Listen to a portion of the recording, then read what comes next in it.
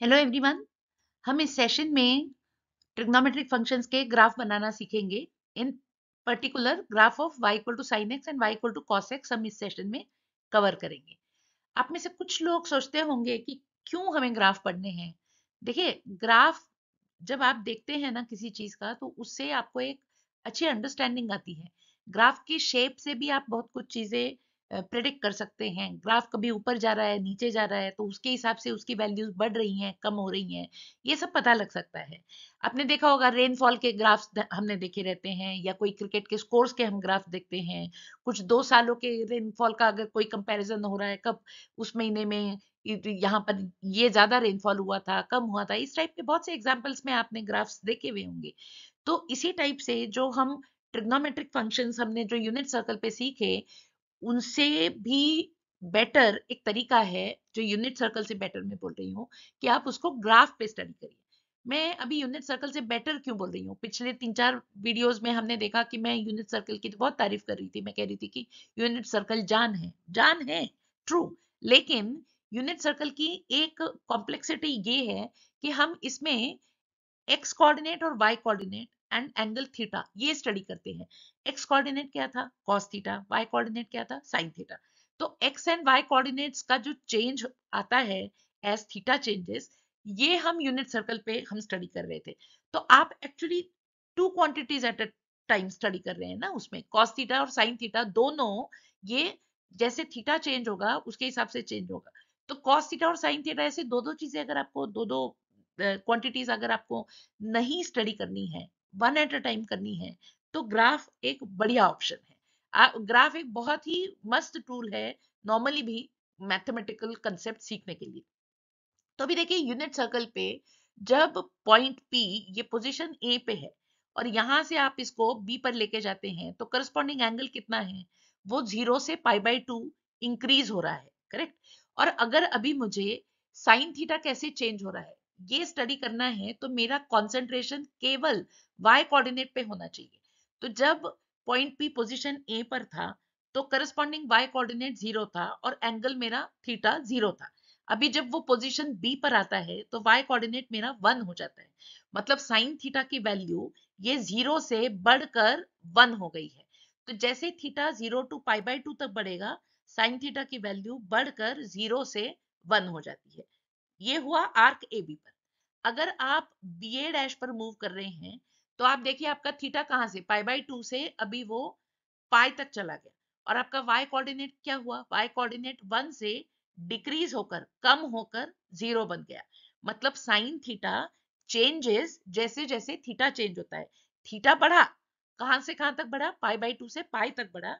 लेकिन sine theta अभी 1 से 0 पे आ गया। अभी मैं स्पेसिफिकली साइन थीटा बोल रही हूँ, मैं अभी y कोऑर्डिनेट नहीं बोल रही हूँ, क्योंकि मुझे पता है कि y कोऑर्डिनेट ये साइन थीटा होता है। तो अभी हम जैसे जैसे थीटा चेंज होता है, वैसे वैसे साइन थीटा में क्या चेंजेस आते हैं ये स्टडी कर रहे हैं। तो इसके लिए मैं साइन थीटा बोल रही हूँ। अभी जब आप arc A dash B dash पे मूव करेंगे, तो आपका एंगल थीटा जो है वो पाई से 3π/2 बन जाता है। अभी आप y कोऑर्डिनेट देखिए क्या हुआ। y कोऑर्डिनेट का वो 0 से वो -1 हो गया। मतलब वो डिक्रीज हुआ, कम हुआ। एंगल बढ़ा पाई से 3π/2 तक, लेकिन साइन थीटा की वैल्यू कम होकर 0 से -1 पर आ गई। जब आप बी डैश ए पर जाएंगे, तो आपका एंगल 3π/2 से 2π बनेगा और साइन थीटा की वैल्यूज ये -1 से बढ़कर अभी 0 हो जाएगी। ये तो मैंने केवल एक सर्कल लिया और इतनी सारी स्टोरी बोली। अभी इससे तो बेटर है कि हम इसको ग्राफ पर ही बनाकर देखें कि ग्राफ इसका कैसे नजर आता है। ये जो मैंने अभी बोला ये अभी हम ग्राफ पे बनाएंगे। इसके लिए हमने 2 सेट ऑफ एक्सिस लिए, एक्स एक्सिस, वाई एक्सिस।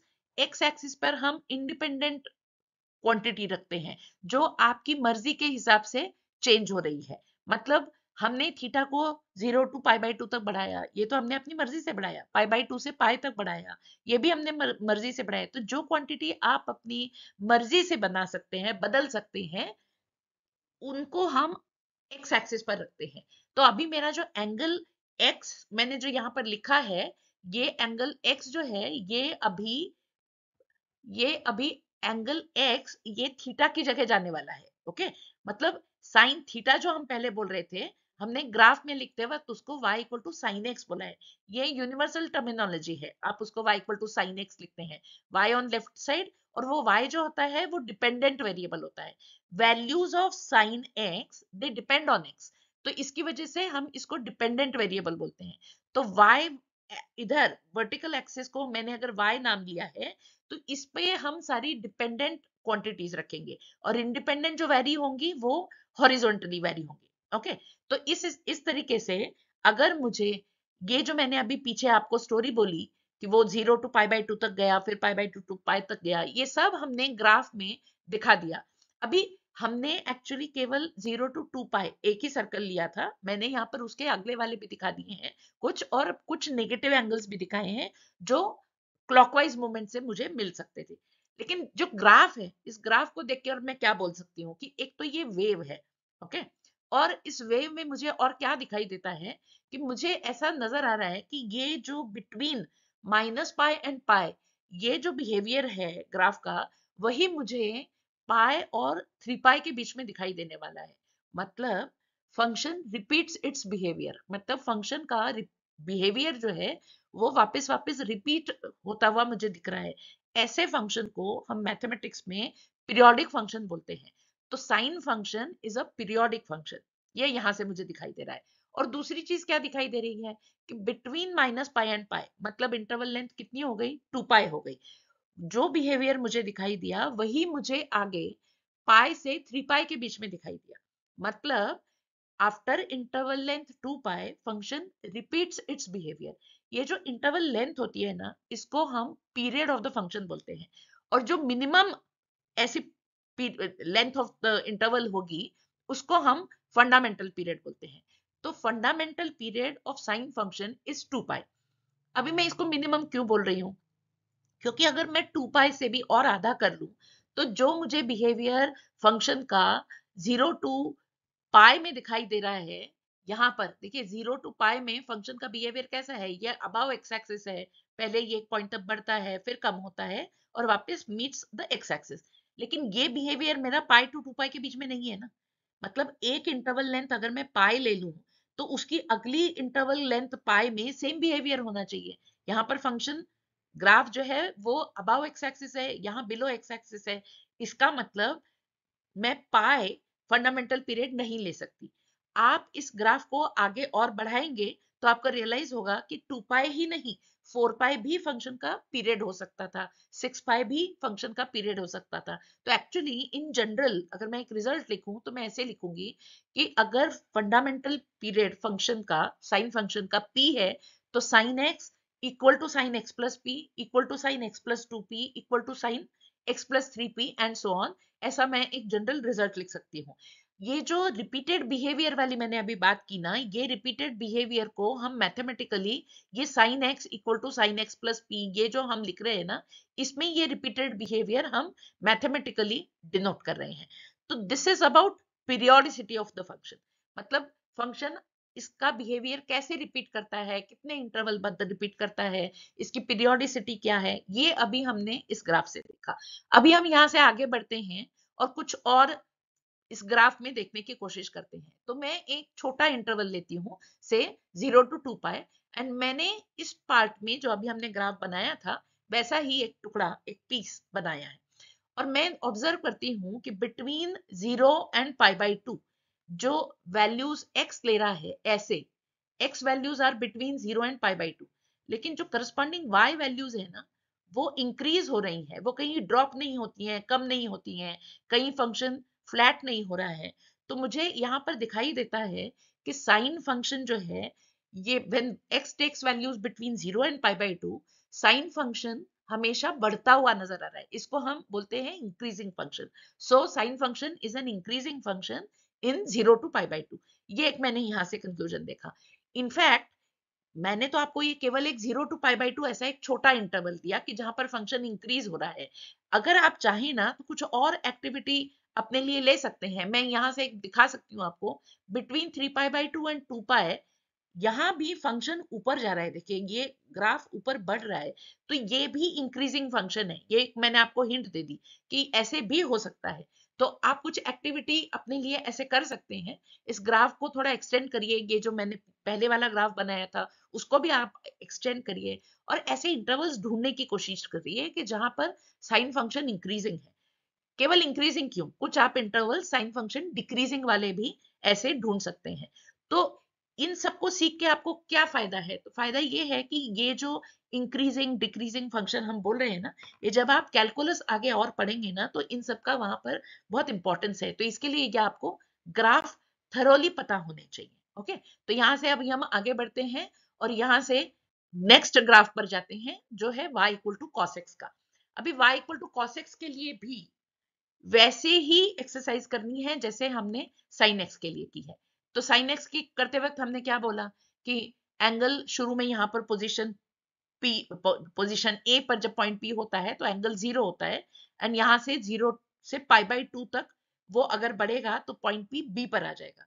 लेकिन अभी हम कॉस स्टडी कर रहे हैं, मतलब मुझे इस यूनिट सर्कल पे एक्स कोऑर्डिनेट के ऊपर ध्यान देना है। मेरा जो एक्स कोऑर्डिनेट है वो 1 था शुरू में और अभी वो 0 हो गया है, मतलब वो कम हो गया है, डिक्रीज हो गया है। तो थीटा 0 से π/2 तक बढ़ता है, लेकिन cos थीटा 1 से 0 पर आता है, मतलब डिक्रीज होता है। ओके, अभी अगर आप बी ए डैश पर घूमेंगे तो क्या होगा, एंगल थीटा π/2 टू पाई आ जाएगा, लेकिन एक्स कोऑर्डिनेट कैसे चेंज होता है, 0 से -1 पे जाता है, मतलब वो कम होता जाता है। मतलब ही cos theta decreases from 0 to -1 when angle changes from π/2 to pi। Okay, अभी आप a डैश b डैश पे घूमिए, चलिए आपको क्या दिखाई देगा, जो थीटा है वो अभी पाई से 3π/2 हो जाता है, लेकिन x कोऑर्डिनेट -1 से 0 पे आया, मतलब वो बढ़ गया। तो cos theta increases when theta changes from pi to 3π/2। okay, now when you move on b dash a, जब आप b dash a पे मूव होते हैं तो x कोऑर्डिनेट का क्या हाल है, x कोऑर्डिनेट 0 से 1 पे जा रहा है, मतलब बढ़ रहा है। so when theta increases from 3π/2 to 2π, cos theta also increases from 0 to 1। ये मैंने एक सर्कल घुमा के देखा और ये इतनी सारी इंफॉर्मेशन गैदर की। आप और भी अगले सर्कल्स लेंगे तो आपको ऐसे ही इंफॉर्मेशन मिलेगी। आप अगर क्लॉकवाइज डायरेक्शन में घूमेंगे तो भी आपको कुछ ऐसी ही इंफॉर्मेशन मिलेगी। इसी सब को हम इकट्ठा करके अभी ग्राफ फॉर्म में दिखाते हैं कि how cos theta changes as theta changes. अभी एक चीज याद रखिए, मैं अभी बोल रही हूँ हाउ cos थीटा चेंजेस, मतलब cos थीटा ये डिपेंड करता है थीटा पर, और मेरा इंडिपेंडेंट वेरिएबल थीटा है और डिपेंडेंट वेरिएबल मेरा cos थीटा है। अभी मैंने यहाँ पर जो एक्सेस हैं उनको नाम तो मैंने x और y दिया है। ओके, डोंट वरी, x है मेरा इंडिपेंडेंट वेरिएबल, मतलब x के अलावा मेरा थीटा मैं रखती जाऊंगी या बढ़ाती जाऊंगी या कम करती जाऊंगी, और y जो है ये मेरा डिपेंडेंट वेरिएबल का नाम है, मतलब यहाँ पर मुझे cos की वैल्यूज वर्टिकली मेजर करनी है। तो ये हुआ कि हमने नेमिंग केवल डिफरेंट लिया है। आप थीटा और cos थीटा ही स्टडी करने वाले हैं, और उसको स्टडी करते वक्त आपको ये ऐसा ग्राफ मिलेगा जो वेव फॉर्म का है। जैसा कि हमने साइन के बारे में भी देखा था कि वो भी एक वेव फॉर्म थी, ऐसे ही यहाँ पर भी आपको एक वेव वाला ही कर्व मिलता है। ओके, अभी यहाँ से कुछ हमें ऑब्जर्वेशंस इस ग्राफ से मुझे क्या क्या दिखाई देते हैं ये मुझे देखना है। अभी देखिए आपका ये ग्राफ जो है, ये जो बिटवीन -3π/2 एंड π/2 के बीच में जो मुझे पिक्चर दिखाई दे रही है, ऐसी ही पिक्चर मुझे π/2 से लेके 5π/2 तक दिखने वाली है। सिमिलर बिहेवियर है, मतलब function repeats its behaviour, function का बिहेवियर वैसे ही बार बार रिपीट होने वाला है। तो ये भी एक पीरियोडिक फंक्शन है, cosine function is a periodic function.